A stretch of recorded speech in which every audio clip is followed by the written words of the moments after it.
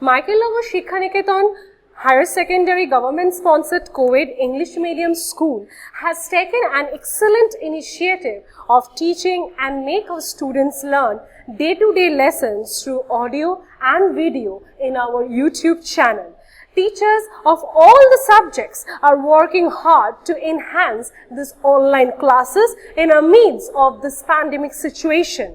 It is a request to all the teachers, students and guardians to click the bell icon and subscribe our channel. So today I am going to start the next portion of this chapter, acid-base salt. In the previous class we have done the chemical properties of sulfuric acid and chemical properties of hydrochloric acid. So today we will start the chemical properties of nitric acid, that is HNO3. Okay. The first property we have, that is oxidizing property. We have done already that concentrate H2SO4 acts as the oxidizing agent and concentrate hydrochloric acid acts as the reducing agent. But here also we have that concentrate nitric acid, it acts also as the oxidizing agent. So we will see the oxidizing property of nitric acid. So what happens here, if we take phosphorus, which is a non-metal, and concentrate nitric acid in presence of water, that is within aqueous medium, what will happen? It will produce phosphoric acid, that is H3PO4, nitric oxide, that is NO, and nitrogen dioxide, that is NO2. Okay.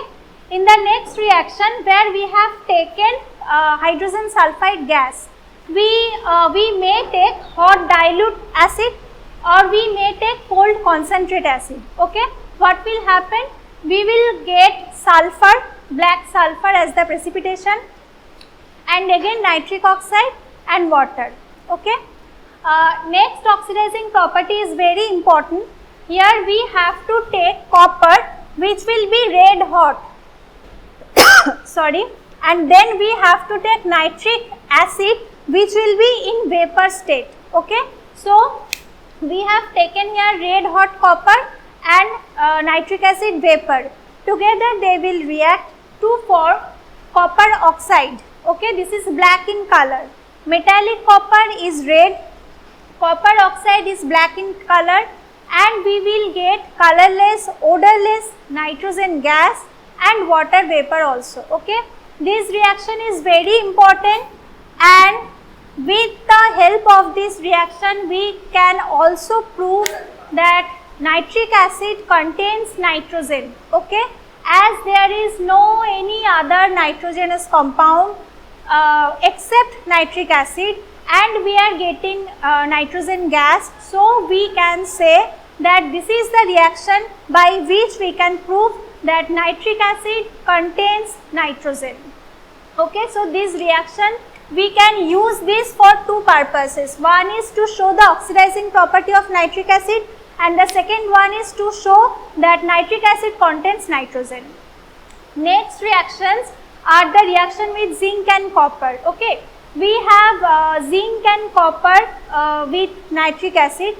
Remember that copper does not react with hydrochloric acid or sulfuric acid, but nitric acid is some special to it. So it will react with nitric acid both in dilute state in ordinary temperature and in concentrate state. Okay. If I take dilute nitric acid at ordinary temperature, then we will get copper nitrate along with nitric oxide, that is NO. Okay. And if I take concentrate nitric acid, then I will get nitrogen dioxide, and nitrogen dioxide has the brown fumes. Okay, the brown fumes actually, when we get brown fumes, we can understand that it is nitrogen dioxide. Okay, and copper nitrate is common, water is common. And if we take zinc, then in presence of hot and concentrate nitric acid, we will get zinc nitrate and nitrogen dioxide, again brown fumes. And if we take moderately strong acid, then we will get nitric oxide, that is NO. And if we take cold dilute nitric acid, we will get N2O. N2O means nitrous oxide which is also known as laughing gas. Okay, remember all the gases carefully. We may get nitrogen dioxide which has brown fumes, we may get nitric oxide which is colorless and odorless, or we may get N2O, that is nitrous oxide, which is also known as laughing gas. Okay, and the different stages of acids we have to remember. Sometimes we have to take hot and concentrate acid, sometimes we have to take moderately strong acid, and sometimes we have to take cold and dilute acid. Okay, so all these are the properties of nitric acid when we are using zinc and copper. The last thing of nitric acid is the identification of the acid. Now we have two ways to identify the acid. Suppose if I take some copper turnings in a test tube, and if I add the experimental acid in concentrate form within the test tube, and if I heat the mixture, and after heating, suppose we get brown fumes. Okay, if brown fumes is found to evolve, then we can conclude that the experimental acid is nitric acid. Okay, so this is the first way to prove the identification of nitric acid. I am repeating again, we have to take copper turnings within a test tube, and then we have to add concentrate acid. Okay, then if we heat and brown fumes is found to be evolved, then we can conclude that the experimental acid is nitric acid. And we have the second way to prove the identification of nitric acid, that is, we have to take the experimental acid first within the test tube. Okay, first within the test tube we have to take the acid, the experimental acid. Then we have to add freshly prepared ferrous sulfate solution. Okay, freshly prepared ferrous sulfate solution, freshly prepared, it should be freshly prepared. And then within the mixture we have to add concentrate H2SO4 along the inner wall of the test tube. At the junction of these two liquid, if brown ring is to be found to form, then we can say that the experimental acid was taken, it was concentrate nitric acid. Okay, so see the reactions. First, ferrous sulfate which should be freshly prepared.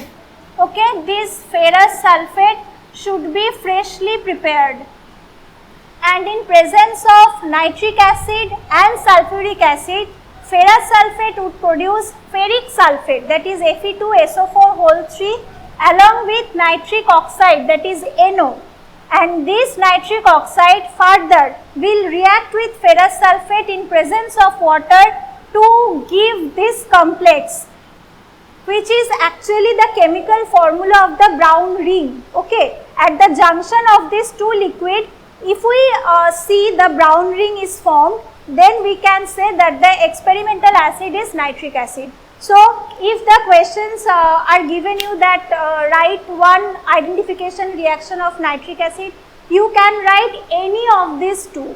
Okay, you may write the first one with the chemical equation or the second one, and if you choose the second one, then you have to write both the equations. Okay, you have to write both the equations. Both the equations are included in the identification of nitric acid. Okay, and all the chemical reactions you have to write should be in balanced. Next we have chemical properties of sodium hydroxide, that is NaOH. We just have to read here 5 properties of this base, strong base.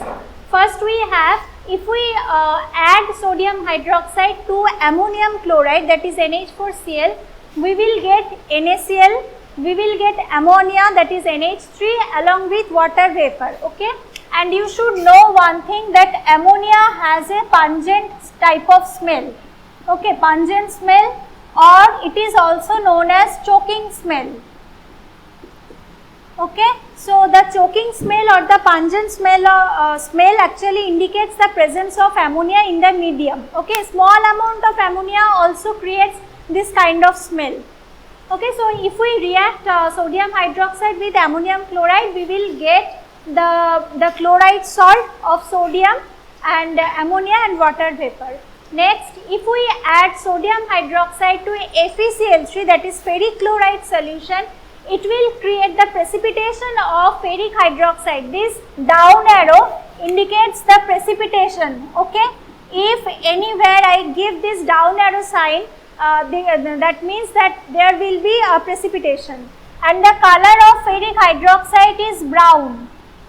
Okay, so in presence of any base, ferric chloride creates the brown precipitation of ferric hydroxide along with the sodium chloride. And if we add excess of sodium hydroxide in aluminium hydroxide medium, then it will create NaAlO2, that is sodium aluminate. Okay, this is sodium aluminate, and this does not create any kind of precipitation. It is soluble in the medium, okay, which is soluble in the medium. So, normal salt and water we will find here. Next, if we add sodium hydroxide in presence of water in a non-metal, that is phosphorus, it will give phosphine gas, which has also a rotten fish type of smell. Okay, phosphine gas, and this upward symbol indicates that the substance is gaseous in nature, and this is NaH2PO2, sodium hydrogen phosphide. Okay, and next the last reaction is, we know that sodium hydroxide is basic in nature and carbon dioxide is acidic in nature. So, normal acid base reaction will happen, it will give a salt and water. The salt is sodium carbonate and water. Okay, so all these are the properties of sodium hydroxide. Next, the last thing of this portion, that is treatment of acid and alkali burn. If acid fall over the skin, then if the acid is H2SO4, then first we should dry out the acid with a dry cloth. Okay, and then we should wash the place with plenty of water, and then we can wash the place with NaHCO3, that is sodium bicarbonate solution. Okay, if acid fall over the skin, concentrate acid, if it is hydrochloric acid or nitric acid, then we should wash the place first with plenty of water, then we can use sodium bicarbonate solution to wash the place. But if the acid is concentrate sulfuric acid, then we should dry out the place with cloth, and then we can use water. And if acid fall in eye, then also we can use first the plenty of water and then sodium bicarbonate solution, and then obviously we should use any medicated drop, eye drop. Okay, and if alkali fall over the skin, we have acetic acid, that is CH3COOH. First wash with plenty of water, then wash with acetic acid. And if it is fall over in eye, then we should use boric acid. Okay, boric acid, H3BO3 solution. First use water, then use boric acid solution, and then any medicated eye drop. The chemical properties of the acids and base. Next we are going to start the oxides. Okay, oxide means nothing but any kind of elements which may be a metal or a type of non-metal. If it combine with oxygen, then the resultant product is known as oxides. Okay, so any elements which may be a metal or a non-metal, if it combines with oxygen, then the resultant product we will get, which is known as oxide. Okay, and we have three types of oxides here. We have acidic oxide, we have basic oxide, and we have amphoteric oxide. Okay, and acidic oxide examples like carbon dioxide, like sulfur dioxide, like sulfur trioxide, etc. And for basic oxide, we have magnesium oxide, we have calcium oxide, we have sodium oxide, potassium oxide, etc. And for amphoteric oxide, we have zinc oxide and aluminium oxide. Okay, so these are the examples of acidic, basic and amphoteric oxide. Now if we start acidic oxide means generally acidic oxides forms when any non-metal, you can see that carbon, sulfur both are non-metals. We can also take the examples of phosphorus, oxides of phosphorus like phosphorus pentoxide, okay, P2O5. Phosphorus is also a non-metal. So any non-metal when combines with oxygen, then together they form the type of acidic oxide. Okay, so acidic oxide means non-metal plus oxygen. So carbon is a non-metal, we can see that sulfur is also a non-metal, phosphorus is also a non-metal. So any kind of non-metal plus oxygen, obviously acidic oxide. And here I have taken the example of carbon, so I am getting carbon dioxide here, number 1. Number 2 point is that acidic oxide is such a kind of oxide which will react with the base to form salt and water. Okay, so we have the acidic oxide, that is carbon dioxide here, and we have taken KOH, that is potassium hydroxide, which is basic in nature, and together they will combine to form the salt and water. Salt means here potassium carbonate. And number 3 is any acidic oxide, if it combines with water, then it will give us the acid. Okay, we have taken carbon dioxide, and if we add water to it, it will produce H2CO3, which is carbonic acid. This is a mild acid or weak acid, but it is acidic in nature. So any kinds of acidic oxide plus water will give you the acid. We have other examples also. If we take sulfur trioxide, that is SO3 plus water, it will give you sulfuric acid, H2SO4. And if you take nitrogen pentoxide, nitrogen is also a non-metal. Here we have take another example also, that is N2O5. N2O5 means nitrogen pentoxide. Nitrogen is also a non-metal. So if we take nitrogen pentoxide in water, it will give us nitric acid also. You can write any of the examples. Okay, so these are the properties of acidic oxide also. First of all, any non-metals if combined with oxygen, it will give you the acidic oxide. Second, acidic oxides always reacts with base to give you salt and water, and all the acidic oxide, if it dissolves in water, then it will produce acid. Okay. Next, basic oxide. Basic oxide means if we take any metal with oxygen, then you will get basic oxide. We know that sodium is a metal, and if you see the examples, magnesium, calcium, potassium, all the examples of metals, and all the metals if combined with oxygen, they will give you basic oxide. Here I have taken sodium, and it will give you sodium oxide, which is a strong base. Okay. Next reaction to show the basic property of this oxide actually, because basic oxide always reacts with acid to give you salt and water. Okay, HCl is acid, and in presence of this oxide it produces sodium chloride and water, salt and water. So obviously Na2O is the example of a basic oxide. And the last property is, if you dissolve this basic oxide Na2O in water, then it will give you base. We know that NaOH is a very strong base, and not only NaOH, if you dissolve CaO in water, you will get CaOH whole 2, that is calcium hydroxide, which is also a strong base. If you dissolve MgO within water, you will get MgOH whole 2, that is magnesium hydroxide. Okay, like this you will get the other bases also. And here is the amphoteric oxide, the last type of oxides. Amphoteric oxides means which can react both the acids and bases too. Okay, like zinc oxide. Zinc oxide, when you will dissolve it within the acid, it will react as the basic oxide. Okay, as the basic oxide, it will react with the acid to form salt and water. And if you add this zinc oxide within a base, then you can see its acidic property. Okay, within a base it will react like a acidic oxide to form the salt and water. Na2ZNO2 means sodium zincate. sodium zincate.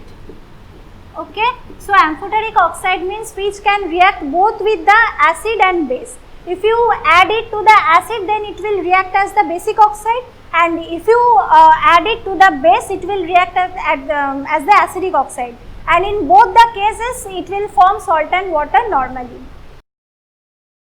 Next portion of this chapter, that is antacids. Okay, you know that our stomach generally in normal way it can secrete hydrochloric acid, and that is why the digesting juice is basically acidic in nature. But due to consumption of different kinds of foods from outside, this secretion of acid sometimes increases, and which is harmful to our body, and that is why we have to take some bases or basic composition to neutralize or to consume the acid. Okay, so that are known as the antacids actually, by which we can consume or we can neutralize the excess acid in our body.